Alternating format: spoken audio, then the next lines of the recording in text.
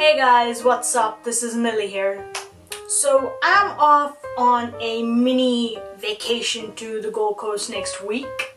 It's gonna be my second time there, and I just thought I'd take this opportunity to make a traveling tips to Australia video for you people. I know my last traveling tips video came out about 2 or 3 weeks ago, but hey, we all knew this was coming, right? So let's go, traveling tips to Australia.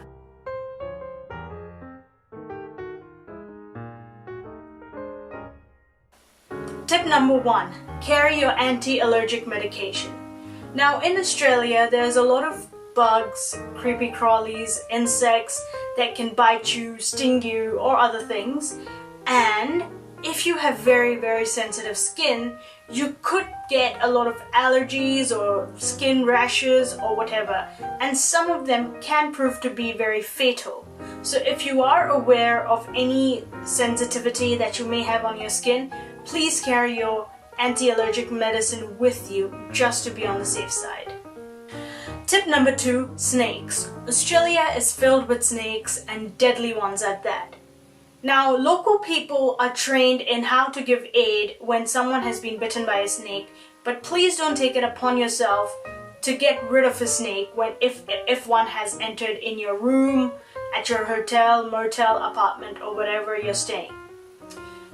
Please alert the staff at your accommodation and they will reach out to the necessary people and they will come and get rid of the snake for you. Whilst it's uncommon for a snake to make it to your hotel room or high-rise apartment, they can make it to your motel room simply because motel rooms are usually on the ground floor, really close to the trees and snakes or whatever, and motels tend to be out in the suburban area as well.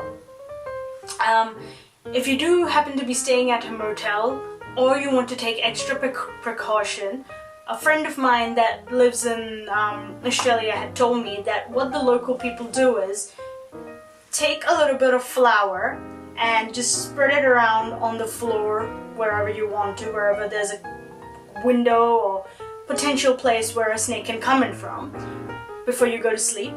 And the next day, if you see that the flour is still consistent, the way you had, spread it around, then you're safe. But if there is some movement or you can see there's big gaps, then you know that there's a snake or potentially something that has come into your house or room. So just be careful if that's the case. Tip number 3, shopping and other expenses. If you're traveling to Australia mainly to go shopping, then the best places for you to visit would be Sydney and Melbourne. Shopping is a very skewed option in Australia.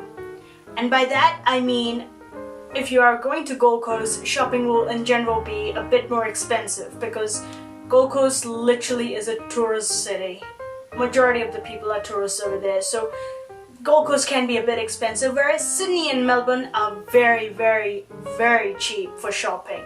So do make use of that and just plan out your trip accordingly so you can, divide your expenses in each of the city. Tip number 4, carry warm clothing as per usual. Now, whilst Australia might be a relatively hot country to visit, some cities can get a little cool in the evening once the sun has set.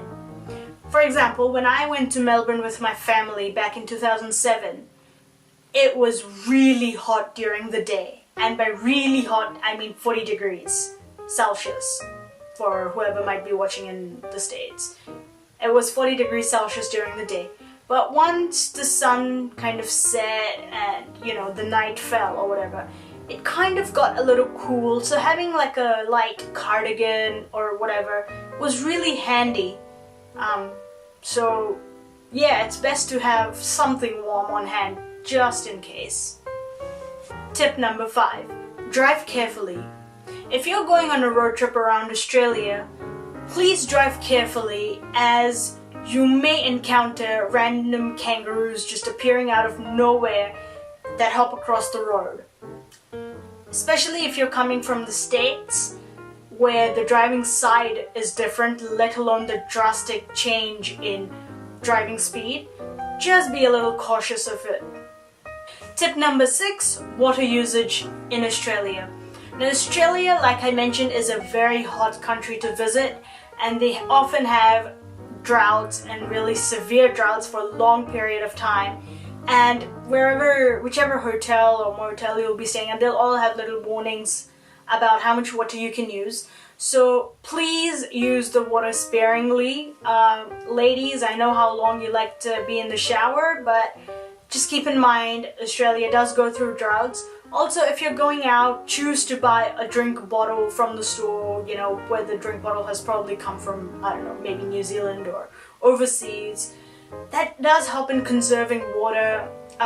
Don't leave the tap running. I know it can tend to happen when you're like doing dishes or whatever. So please just bear in mind, water usage is quite important when visiting Australia.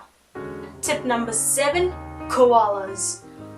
Well, if you are traveling around Australia and you happen to encounter a koala that is not in a zoo or in a wildlife sanctuary setting, please don't go up to the koalas. I know they're incredibly cute and you just want to go and hug them, but please don't do that or somebody's gonna get hurt real bad.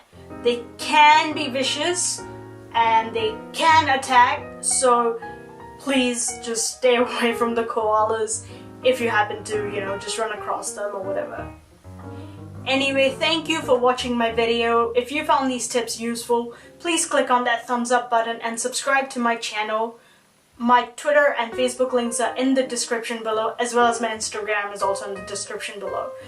If you have some tips of your own in traveling to Australia, please leave them in the comments below so even I can be prepared before I go next week. And for my video next week, I will upload it earlier on just in case I don't have a steady Wi-Fi connection, and I will schedule to release it on Monday, and I'm hoping that all works out. So I'll see you next Monday.